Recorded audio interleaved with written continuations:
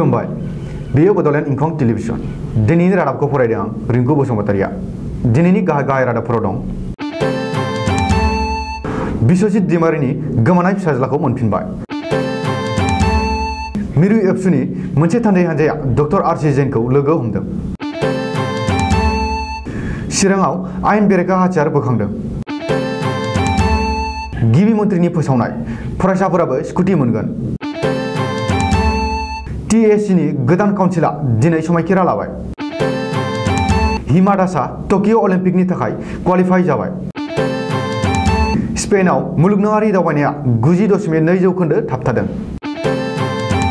गिबि खेबनि थाखाय किविसआ सेथि टेस्ट क्रिकेटार जानो हादों मुम्बाइनि बलिउड फावखुंग्रिनि इन्स्टाग्राम एकाउन्ट हेक जानाया रेस्टर जाबाय दानिया आबुं रादाब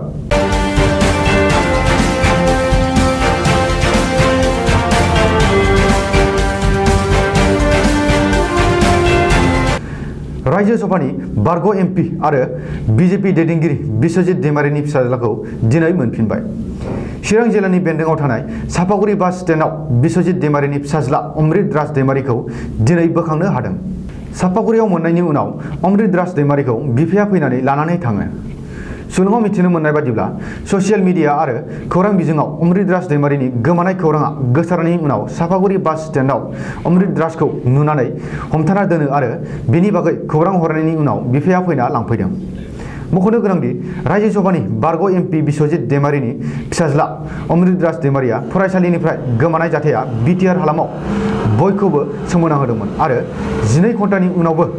जेबो खौरां मोनैनि जुनै बारग' MP बिश्वजित दैमारिया मेगनाव मोदै फसरनायखौबो नुनो मोननाय जादोंमोन मख'नो गोनांदि क'क्राझारनि रियेलिटी पाब्लिक स्कुलाव 10 थाखोआव फरायनाय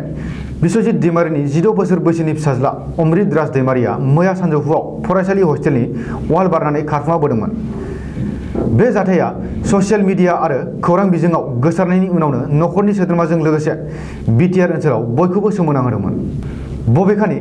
अमृत राज दैमारिखौ दुथांफोरा लांखारनो हागौ होननानै सन्देह खालामनाय जादोंमोनब्लाबो फिसाज्लाखौ रावबो लांखाराखै गाव गोसो जानानैनो हस्टेलनिफ्राय खारखोमा लांदों होननानै बिफा बिश्वजित दैमारिया खौरां बिजोङाव फोरमायदों रिपर्टनि बायदिब्ला अमृत राज दैमारिया फरायसालिनि वाल बारनानै खारखोमा लांनायाव हस्टेलनिनो सानै लोगोआ मदद खालामदोंमोन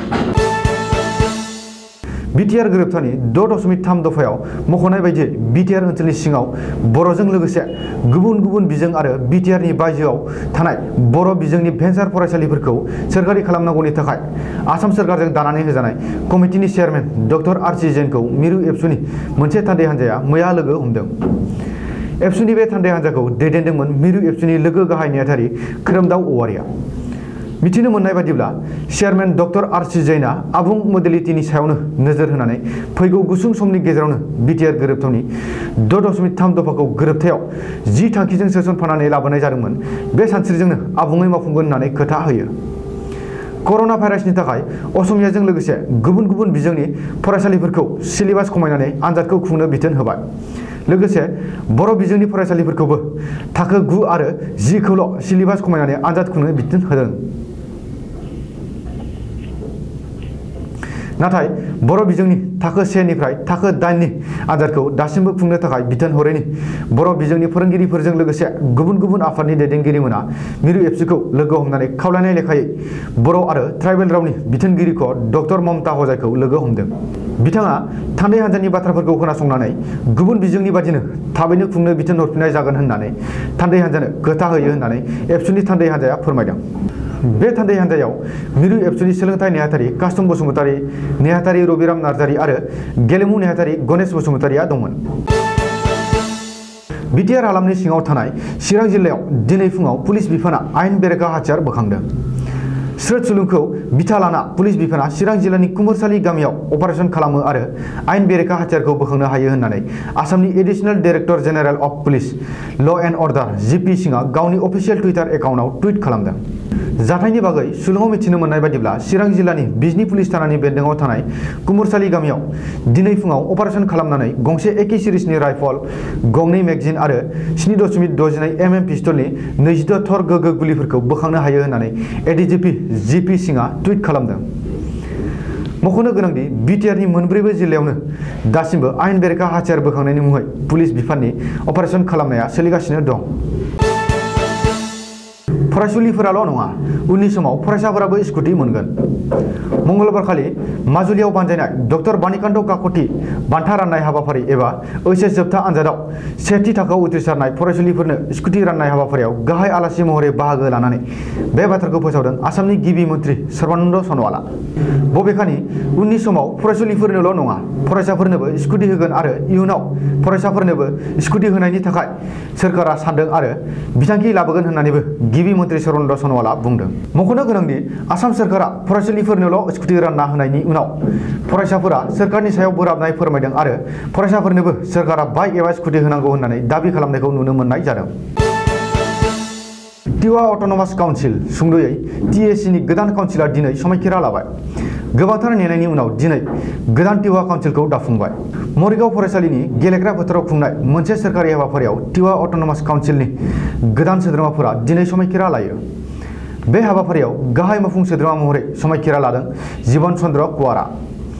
मख'नो गोनांदि सासे गाहाय मावफुं सोद्रोमा, सासे लेङाइ गाहाय मावफुं सोद्रोमा, सा 12 मावफुं सोद्रोमा, सासे बुंथिगिरि आरो सासे लेङाइ बुंथिगिरिखौ लानानै सा 16 सोद्रोमानि गोदान टिवा काउन्सिलखौ दिनै दाफुंबाय। टिवा काउन्सिलनि गोदान सोद्रोमाफोरनि समायखिरा लानाय हाबाफारियाव गाहाय आलासि महरै बाहागो लायो आसामनि गिबि मन्थ्रि सर्बानन्द सन'वालआ। गिबि मन्थ्रिजों लोगोसे आसामनि गोहोगोरा मन्थ्रि डक्टर हिमन्त बिश्व शर्मा, रायजोआरि सावस्रि मन्थ्रि Piyush Hazarika, MLA Ramakanta Deori, MLA Dimbeswar Das, MLA Rupak Sharma आरो गोबांसा दैदेनगिरिमोना बाहागो लायो। गोदान बोसोर 2021 मायथाइया धिं एक्सप्रेस हिमा दासनि थाखाय मोजां खौरां लाबोदों। धिं एक्सप्रेस हिमा दासआ टकिअ अलिम्पिकनि थाखाय क्वालिफाइ जाबाय। हिमा दासआ अलिम्पिकनि 400 मिटार खारनाय इभेन्टआव क्वालिफाइ जानो हाबाय। बेजों लोगोसेनो हिमा दासआ टकिअआव जानो गोनां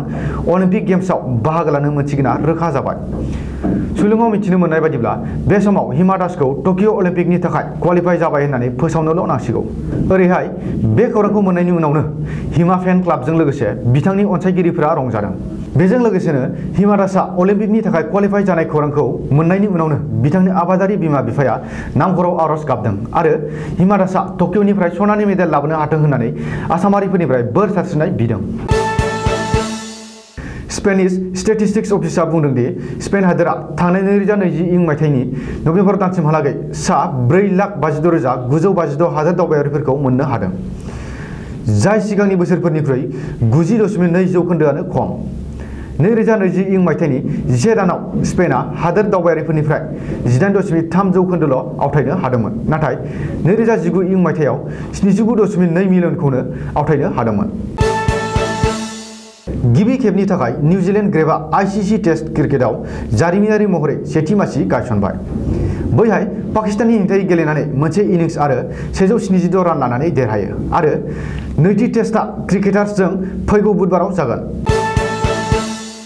बलिउडनि फावखुंग्रि अमीषा पटेलआ गावनि इन्स्टाग्राम एकाउन्ट हेक जानायनि सोमोन्दै महाराष्ट्रनि साइबार सेलनियाव दाबि दैखांदों। बेनि खम समनि गेजेरावनो बिथांनि एकाउन्टआ रेस्ट'र जायो। दाबिखौ दैखांनाय जादोंमोन दि जेब्ला फिशिं मेसेजआ बिथांनि ससियेल मिडिया एकाउन्टजों एखे जायो। साइबार सेलआ फोरमायनाय बायदिब्ला हेक खालामग्राखौ नेदारलेन्डनि होननानै मिथिनो मोन्दों। दिनैनि रादाबा एसेनोसै। गोजोन्थों।